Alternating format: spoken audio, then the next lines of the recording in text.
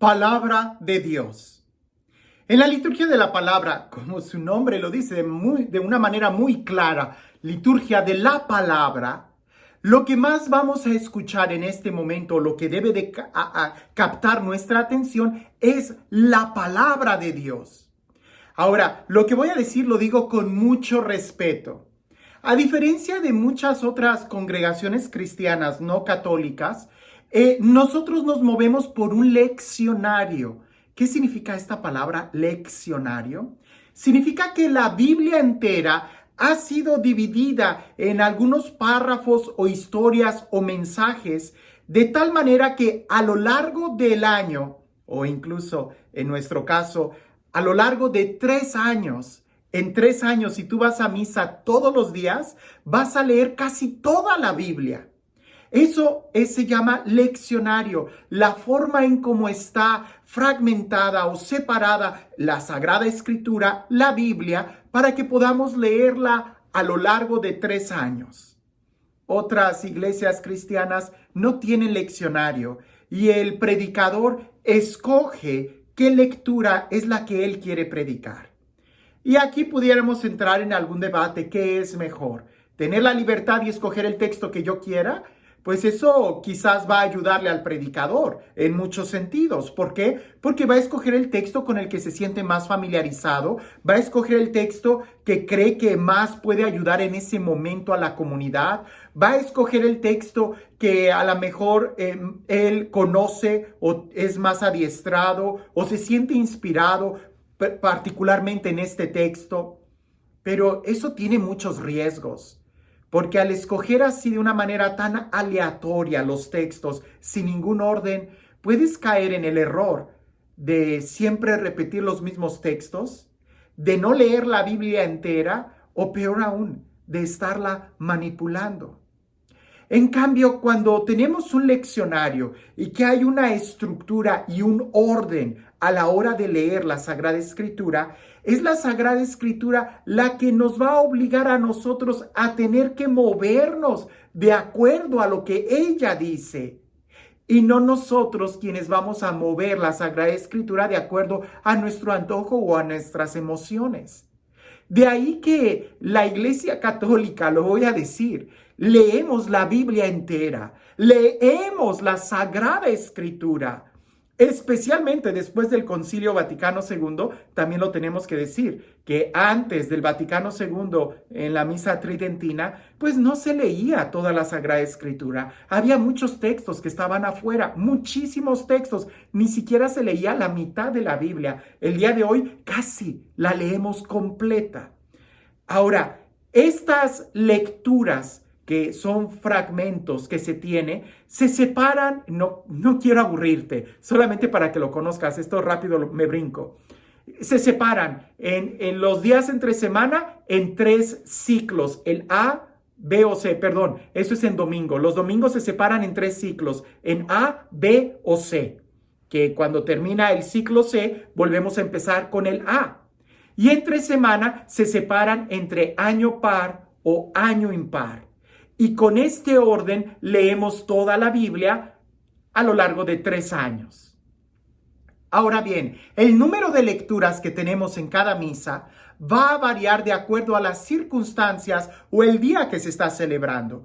Por ejemplo, entre semana solamente tenemos 2 lecturas y un salmo. Los domingos y solemnidades vamos a poder encontrar 3 lecturas y un salmo. Pero en algunas solemnidades especiales como la de Pascua o como la de Pentecostés, podemos tener muchísimas más lecturas. Así que va a variar de celebración en celebración, pero lo más ordinario es de que los domingos tú escuches 3 lecturas. Una del Antiguo Testamento, acompañada de un salmo. La siguiente lectura es del Nuevo Testamento para culminar con el Evangelio. Entre semana usualmente es una lectura, ya sea del Antiguo Testamento o del Nuevo, el Salmo, y luego viene la lectura del Evangelio. Ahora, en la palabra de Dios, vuelvo a repetir esta idea, se trata de escuchar lo que Dios quiere decirme. En la carta a los Hebreos capítulo 1 del versículo 1 al 2 escuchamos esto que nos están diciendo. De muchas formas y de muchos modos, habló Dios al pasado a nuestros padres por medio de los profetas. En estos últimos tiempos nos ha hablado por medio de su Hijo. Es decir, se reconoce que Dios habló a través de los profetas y son los profetas los que leemos en el pasado. Incluso pudiéramos decir también los apóstoles, los que leemos en el Nuevo Testamento, pero también es Jesús el que nos habla el día de hoy. ¿Cómo? A través de su palabra. En Primera de Tesalonicenses capítulo 2 versículo 13 leemos: al recibir la palabra de Dios que os predicamos, la acogisteis no como palabra de hombre, sino cual es en verdad, como palabra de Dios. Es decir, depende mucho de la actitud que nosotros tenemos. Si tenemos la actitud de escuchar atentamente y le prestamos una atención singular como que es Dios quien nos habla, esta va a producir un efecto en nosotros. A veces vamos a la iglesia tratando de escuchar una motivación emocional.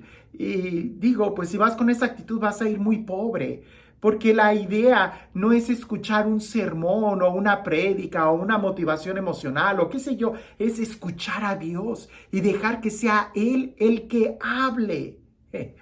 En el credo nosotros decimos: creo en el Espíritu Santo que habló por los profetas y que sigue hablando.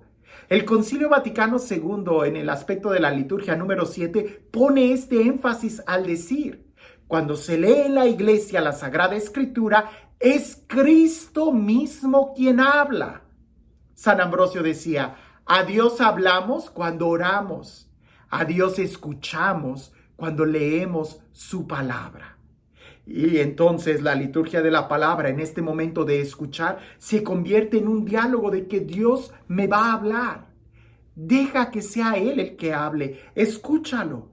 Te vas a sorprender mucho si en el momento en que escuchas la palabra de Dios, tienes estas dos preguntas en tu corazón.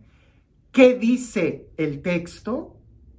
Para momento enseguida preguntarte: ¿y a mí qué me dice este texto?